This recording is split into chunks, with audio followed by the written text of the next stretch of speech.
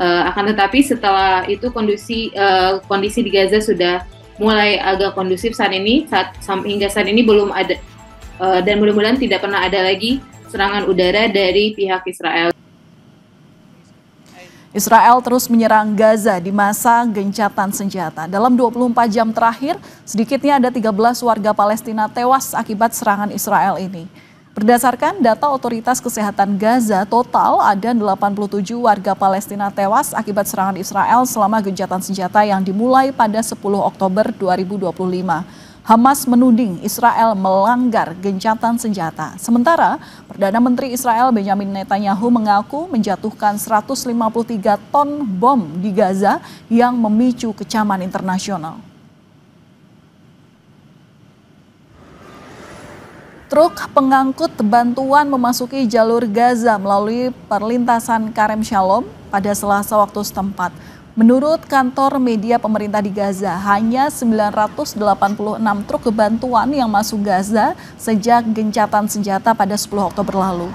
Dengan demikian, rata-rata ada 89 truk yang masuk per harinya. Jumlah ini jauh di bawah kesepakatan gencatan senjata, yakni 600 truk per hari.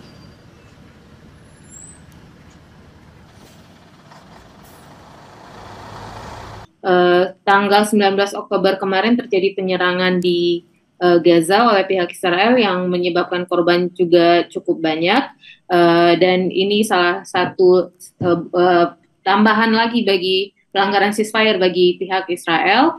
Akan tetapi setelah itu kondisi di Gaza sudah mulai agak kondusif saat ini. Hingga saat ini belum ada dan mudah-mudahan tidak pernah ada lagi serangan udara dari pihak Israel. Dan untuk bantuan sendiri seperti yang sudah disampaikan, yang seharusnya 600 truk per hari, hingga saat ini hanya 89 truk aja per hari rata-rata, dan ini dikarenakan karena border hanya Kerem Shalom dan Kisufim aja yang dibuka. Sebenarnya untuk mencapai 600 truk per hari ini harusnya seluruh border dibuka sehingga capaian-capaian untuk ceasefire di tahap awal ini bisa diwujudkan. Dan hingga saat ini seperti kita ketahui juga, pihak Israel masih mendiami 58% wilayah Gaza, yaitu wilayah Yellow Line, dan mereka saat ini berusaha mencoba memberikan marking yang visible untuk Yellow Line itu, tapi apakah itu sesuai dengan kesepakatan yang ditetapkan oleh mediator itu belum bisa dikonfirmasi. Dan bahkan saat ini berkembang isu bahwa pihak Israel dan sekutunya Amerika Serikat hanya akan membangun wilayah di Gaza yang di bawah kontrol Israel. Ini tentu saja sudah sangat jauh dengan Trump plans yang waktu itu diajukan di kesepakatan ceasefire di awalnya, seperti itu, Mbak. Oke, untuk pembangunan wilayah ini kan menjadi fase lanjutan dalam proposal Donald Trump kala itu dalam perdamaian di Gaza dan Israel ini. Tapi kalau melihat dari sejumlah paparan yang tadi disampaikan Mbak Marissa bahwa border belum dibuka semua sehingga truk bantuan belum bisa masuk sesuai dengan angka atau jumlah yang harusnya disepakati per hari, ada 600 begitu ya. Kemudian juga gencatan senjata lagi-lagi kemarin membombardir wilayah Gaza begitu. Ini alasannya apa dan apa kemudian upaya yang dilakukan oleh relawan Mercy untuk tetap mengawal supaya fase pertama perdamaian antara Israel dan Gaza ini tetap on the track gitu? Baik, untuk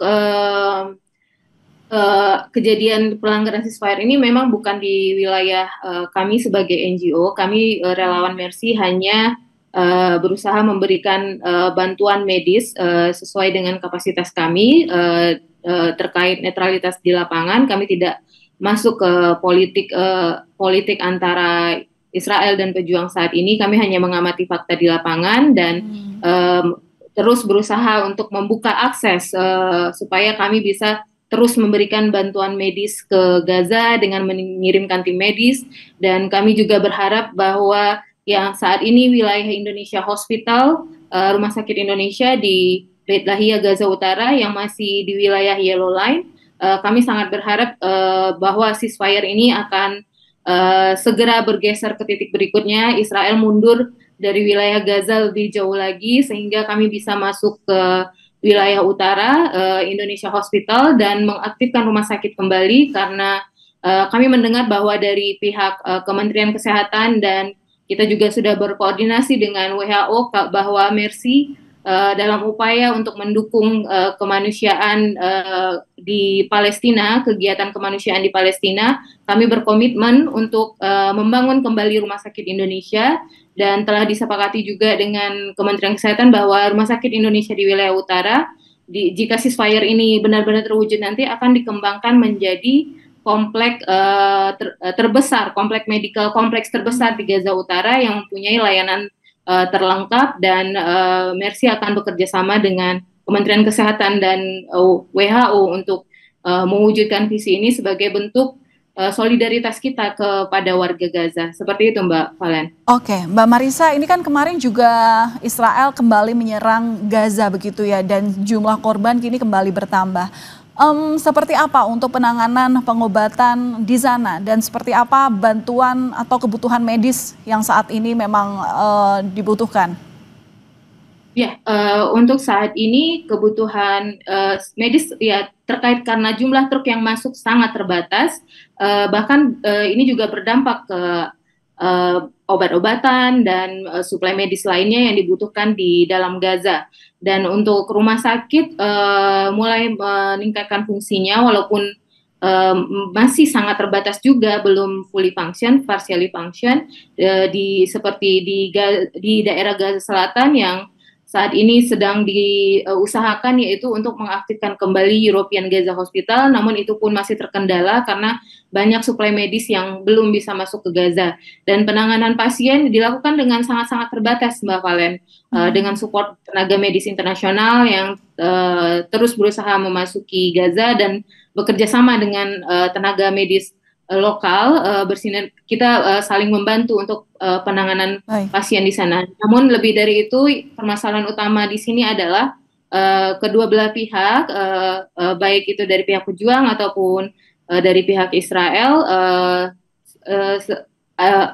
ada baiknya untuk segera mewujudkan kesepakatan yang telah ditetapkan sebelumnya sehingga akses kemanusiaan, tim bantuan yang lainnya bisa masuk ke Gaza, seperti itu.